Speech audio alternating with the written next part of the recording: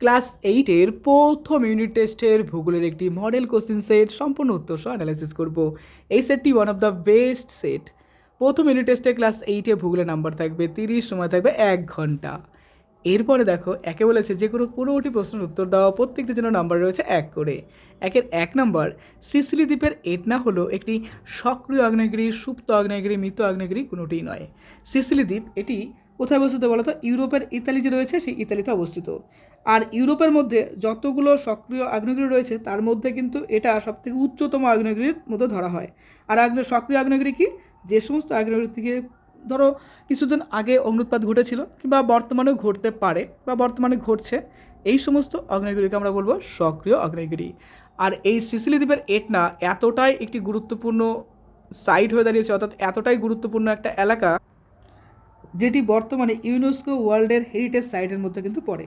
আর এটি কিন্তু আমরা যদি বলি যে এই যে ভূমধ্যসাগর যে এলাকাটা রয়েছে সেই ভূমধ্যসাগর এলাকা গঠনেও কিন্তু যথেষ্ট গুরুত্বপূর্ণ ভূমিকা পালন করেছে। তাহলে পরে সিসিলি দ্বীপের এটনা সম্পর্কে কিন্তু আমরা যথেষ্ট জানলাম। এবার চলে আসছে আমরা নেক্সট প্রশ্নতে। গ্রানাইটের রূপান্তরিত রূপ হলো, এক্ষেত্রে দেখো অপশন আছে মার্বেল, গ্রাফাইট, নিস্ট, কোয়ার্জাইট। গ্রানাইট কিন্তু আলটিমেটলি আমরা জানি যে নিশে কনভার্ট হচ্ছে। গ্রানাইট কিন্তু এক রকমের আগ্নেয়শিলা। কী হয় বলো তো? ভূগর্ভের অনেক নিচে কি হয়, এই গ্রানাইটটা প্রচণ্ড কি হয়, চাপে এবং তাপে কি হয়, এটা ধীরে ধীরে পরিবর্তিত হয়। পরিবর্তিত হয়ে অর্থাৎ এর মধ্যে যে বিভিন্ন খনিজগুলো রয়েছে সেগুলো কিন্তু নির্দিষ্ট স্তরে বা সমান্তরাল লেখায় কিন্তু সজ্জিত হয়, অর্থাৎ এটার স্ট্রাকচারাল গঠন কিন্তু পরিবর্তন হয়ে যায়। এবার এই স্ট্রাকচারাল পরিবর্তন হওয়ার ফলে এটি আলটিমেটলি কিন্তু নতুন একরকম শিলায় পরিণত হয়। এর ফলে কি হয়, তার যে নিজস্ব বৈশিষ্ট্য আছে সেই বৈশিষ্ট্যগুলো কিন্তু হারিয়ে ফেলে এটি কিন্তু নিচে কনভার্ট হয়। বুঝতে পারলে তো? আর এখানে যে বাকি অপশনগুলো রয়েছে সবই কিন্তু ইম্পর্টেন্ট। যেরকম ধরো মার্বেল, এই মার্বেল আমরা বলতে পারি এটা কিসের রূপান্তরিত রূপ বলো তো? চুনাপাথরের রূপান্তরিত রূপ। এখানে যেরকম কোয়ার্জাইট আছে, কোয়ার্জাইট আমরা বলতে পারি এটা কীরকম, এটা হচ্ছে বেলে পাথরের রূপান্তরিত রূপ। আর গ্রাফাইট এটি কিন্তু আমরা বলতে পারি যে কার্বনের উপভেদের মধ্যে পড়ে। যেরকম কার্বনের উপভেদের মধ্যে কী পড়ছে? গ্রাফাইট পড়ছে, ফুলারিন পড়ছে, হীরা পড়ছে এবং কয়লা পড়ছে, তাই না? এই গেল বিষয়টা। চলে আসছে আমরা নেক্সট প্রশ্নতে। ক্যারেজ প্রথার মাধ্যমে জলসেচ করা হয় কোথায়? মায়ানমার, বাংলাদেশ, পাকিস্তান, শ্রীলঙ্কায়। দেখো পাকিস্তানে যদি বলি কৃষিকাজ খুব ভালো তা না, অর্থাৎ ওখানে জলের একটা বড় প্রবলেম রয়েছে, তারপর সূর্যের একটা তাপ রয়েছে। তো বিশেষ করে পাকিস্তানের কিছু কিছু এলাকায় কী হয় যে মাটির নিচ দিয়ে এক রকমের ড্রেন বানানো হয়, সেই ড্রেন পাইপলাইন বিছিয়ে কী করা হয়, সাধারণত জল অনেক দূর পর্যন্ত নিয়ে যাওয়া হয়, কৃষিকাজে সেটা ব্যবহার করা হয়। কারণ উপর দিয়ে ড্রেন করলে তো সেটা সূর্যের তাপে শুকিয়ে যাবে, তাই না? সেই জলটা যেন নষ্ট না হয়ে যায়, টোটালটা ব্যবহার করার জন্য কী করা হয়, মাটির নিচ দিয়ে এক রকমের ড্রেনিং সিস্টেমের মাধ্যমে জল পরিবহন করে নিয়ে যাওয়া হয় কৃষিকাজের ক্ষেত্রে। এই সিস্টেমটাকে বলা হয় ক্যারেজ প্রথা। ওকে, যেটা পাকিস্তানে রয়েছে। নেক্সট আসছি, নিম্নলিখিত কোন দেশে কোনো সামুদ্রিক বন্দর নেই? এখানে দেখো বাংলাদেশে হ্যাঁ সামুদ্রিক বন্দর রয়েছে, শ্রীলঙ্কাতেও রয়েছে, পাকিস্তানেও রয়েছে, কিন্তু নেপালে কিন্তু নেই। নেপাল এবং ভুটান এই দুটোর মধ্যে কিন্তু কোনো সামুদ্রিক বন্দর নেই। ওকে, চলে আসছি নেক্সট প্রশ্নতে। ম্যাগমা কি? দেখো ভূগর্ভের পদার্থ প্রচণ্ড তাপ ও কী বলছে যে চাপে গ্যাস বাষ্প মিশ্রিত হয়ে কী হয়, গলিত অবস্থায় থাকে, তাই না? এই গলিত অবস্থায় থাকলে তাকে বলবো হচ্ছে ম্যাগমা। ওকে, আর লাভা ওই যে যখন বেরিয়ে আসবে। নেক্সট, নিফেসীমায় প্রধানত কোন কোন ধাতুগুলি পাওয়া যায়? নিফেসীমা, চলো আমরা ভাঙি। দেখো নিফে বলতে একটা পাবো হচ্ছে নিকেল, আর একটা পাবো কী বলতো, দেখো নিকেলের এনআই যেটা আমরা বলতে পারি। আর একটা দেখো ফে বলতে ফেরিক, আমরা ফেরিক বলতে লোহাকে বোঝাই, অর্থাৎ এফি পাচ্ছি। আর এদিকে দেখো সীমা বলতে সিলিকন, আমরা যে বালি বলি সেই সিলিকনটা তার মধ্যে পড়ছে। আর মা বলতে ম্যাগনেসিয়াম, অর্থাৎ এম। এবার দেখো এই টোটালটা ম্যাগনেসিয়াম, তাই না? একটা ম্যাগনেসিয়াম হয়, একটা ম্যাঙ্গানিজ সাথে ম্যাগনেসিয়াম, এই টোটালটাকে মিলে কিন্তু নিফেসীমা তৈরি হচ্ছে। ওকে, নেক্সট আসছে প্রশ্নতে, কোন স্কেলের সাহায্যে ভূমিকম্পের ক্ষয়ক্ষতি এবং তার পাশাপাশি বলছে দেখো তীব্রতা পরিমাপ করা হয়? এটা রিক্টার স্কেল হবে। আমরা একটা জানি সিসমোগ্রাফ, একটা হয় কি রিক্টার স্কেল, তাই না? তো এখানে হবে রিক্টার স্কেল। নেক্সট আসছে পরের প্রশ্নতে 8 নাম্বার, এটি একটি উপপাতালিক শিলার উদাহরণ দাও। এটা হবে ডোলেরাইট। নেক্সট 9 নম্বর, সমগ্র ছোটনাগপুর অঞ্চলে প্রধানত কোন শিলা দ্বারা গঠিত? মানে ছোটনাগপুর অঞ্চল কোন শিলা দ্বারা গঠিত? এটা মেনলি আমরা বলবো যে দেখো রাঁচি সহ সমগ্র ছোটনাগপুর অঞ্চল প্রধানত গ্রানাইট শিলা দ্বারা গঠিত হবে। এরপর 10 নম্বর, ভারতের কোথায় চুনাপাথরের গুহা দেখতে পাওয়া যায়? এটা তুমি জানো, কোথায় হবে বলো তো? দেখো বলতে পারি যে ভারতের যেটা আছে চেরাপুঞ্জি আছে না, সেই চেরাপুঞ্জির মৌসিনরাম যেটা রয়েছে সেই মৌসিনরামে কিন্তু এটা দেখতে পাওয়া যায়। ওকে, এটা মেঘালয়ের মধ্যে অন্তর্গত। নেক্সট, খনিজের কাঠিন্য পরিমাপের স্কেল কি? এটা বলবো মোহ স্কেল। এখানে সাধারণত সূচক মাত্রা যেটা পরিমাপ মাত্রা সেটা কি হয় 1 থেকে 10 পর্যন্ত হয়ে থাকে। সার্কের পুরো নাম কি? সার্কের পুরো নাম কি বলতো? South Asian associative association for regional cooperation, এটা বলা হয় সার্কের পুরো নাম। তো দেখো সার্কের সদর দপ্তর কোথায় অবস্থিত? কাঠমান্ডুতে অবস্থিত। প্রতিষ্ঠা হয় কত খ্রিস্টাব্দে? 1985 খ্রিস্টাব্দে কিন্তু প্রতিষ্ঠিত হয়। এর মধ্যে ভারত আছে, বাংলাদেশ আছে, মায়ানমার আছে, নেপাল আছে, ভুটান আছে, তাই না? এই সমস্ত দেশগুলো রয়েছে। ভূমিকম্প মাপার আরও অনেকগুলো দেশ রয়েছে। দেখো ভূমিকম্প মাপার যন্ত্রের নাম কি? এটা বললাম সিসমোগ্রাফ। 14 নম্বর, ড্যাশকে ভারতের খনিজ ভাণ্ডার বলা হয়? এটা ছোটনাগপুর মালভূমকে বলা হয়। 15 নম্বরে দেখা বলেছে ড্যাশকে ভারতের খনিজ ভাণ্ডার বলা হয়, এটা তো গেল। 15 নম্বর, পিট কয়লা কিসে রূপান্তরিত হয়? দেখো পিট কয়লা প্রথমত সাধারণত গ্রাফাইটে রূপান্তরিত হচ্ছে, তো গ্রাফাইট লিখবো। আর গ্রাফাইট কী হয়? তাপ এবং তড়িতে কিন্তু সুপরিবাহী হয়। কত সালে সার্ক গঠিত হয়? এটা আমরা একটু আগে বললাম 1985 সালে। এর সদর দপ্তর নেপালের কাঠমান্ডুতে অবস্থিত। এরপরে আসছি নেক্সট প্রশ্ন। দেখো দুয়ে বলছে যে নিচের প্রশ্নের উত্তর দাও। প্রত্যেকটার জন্য দেখো 3 নাম্বার করে রয়েছে। প্রথম প্রশ্ন, বিপর্যয় ব্যবস্থাপনায় কী কী করা উচিত? বিপর্যয় ব্যবস্থাপনা বলতে ধরো ঝড় বৃষ্টি বা আমরা বলতে পারি ভূমিকম্প, এই সমস্ত ব্যাপারগুলো যেটা আমরা ডিজাস্টার ম্যানেজমেন্টের মধ্যে ফেলি, তাই না? এই ডিজাস্টার ম্যানেজমেন্টের মধ্যে অবশ্যই বলবো যে আমাদের দুর্যোগ পরিকল্পনা যেগুলো আছে সেগুলোর করা দরকার। যেরকম ধরো কোনো বাড়ি যেগুলো আছে, যেগুলো দুর্বল বাড়ি, সেগুলো পর্যবেক্ষণ করা দরকার, মেরামত করা দরকার। তারপরে আপদকালীন বিভিন্ন টাইপের ব্যবস্থা কিন্তু গ্রহণ করা দরকার, বুঝতে পারলে তো? তারপরে যেরকম কম্পন হয়ে গেলে মানে ক্ষয়ক্ষতি কী হয়েছে, তারপরে ভূমিকম্প চলাকালীন আমাদের বিভিন্ন আসবাবপত্র, এই সমস্ত বিষয় লক্ষ্য করা দরকার। এবং সেখানে কিন্তু আলটিমেটলি শক্তপোক্ত জায়গায় যেখানে রয়েছে সেখানে কিন্তু আমাদের আশ্রয় নিতে হবে। চলো পড়ে ফেলি। বাড়ির ঝুঁকিপূর্ণ বিষয়গুলো চিহ্নিতকরণ করতে হবে, দুর্যোগ মোকাবিলার পরিকল্পনা, জরুরিকালীন জিনিসপত্র গুছিয়ে রাখা, বাড়ির দুর্বল স্থান মেরামত করা, ভূমিকম্প চলাকালীন কোনো শক্ত আসবাবপত্র তলায় আশ্রয় নেওয়া, তারপরে কম্পন অর্থাৎ ভূমিকম্প থেমে গেলে আঘাত ক্ষয়ক্ষতির অনুসন্ধান করা, বিপর্যয় ব্যবস্থাপনা ও পরিকল্পনা অনুসরণ করা।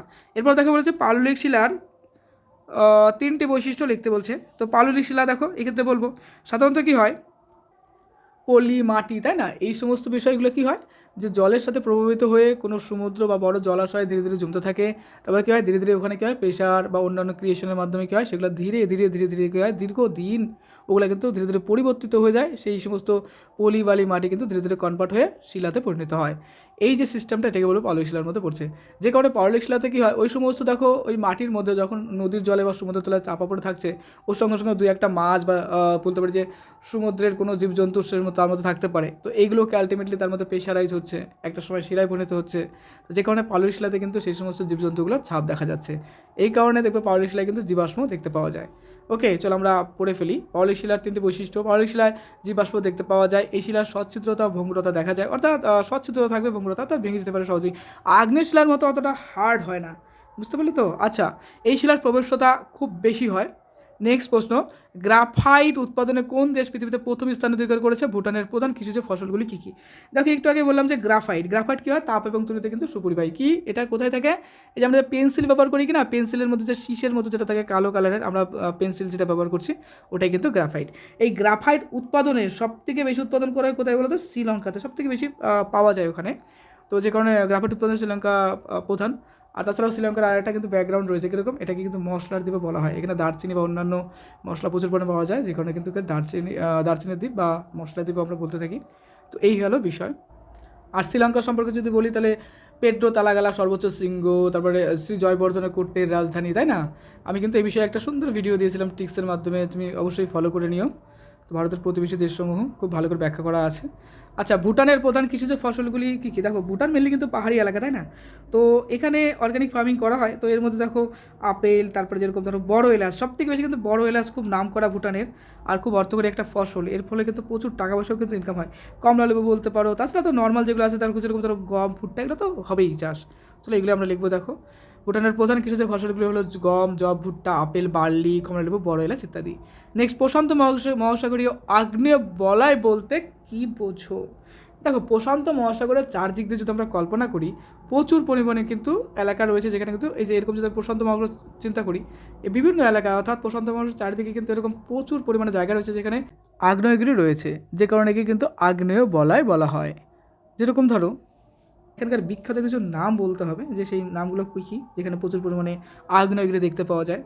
তো সেই আগ্নেয়গিরিগুলো রয়েছে কী কী? যেরকম ধরো আমরা বলতে পারি যে ক্রাকাতুয়া রয়েছে, তারপরে যেরকম ফুজিয়ামা রয়েছে, পোপো ক্যাটি পেট্রোল বলে একটা জায়গা আছে, সেটাও কিন্তু এখানে অবস্থিত।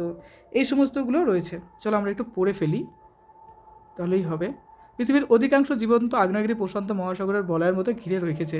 এই জন্য প্রশান্ত মহাসাগর দুদিকের উপকূলের আগ্নেয়গিরি বলয়কে প্রশান্ত মহাসাগরের আগ্নেয় বলয় বলা হয়। পৃথিবীর 70%, এটা 70% হবে, 70% ভূমিকম্প এই বলয়ে হয়।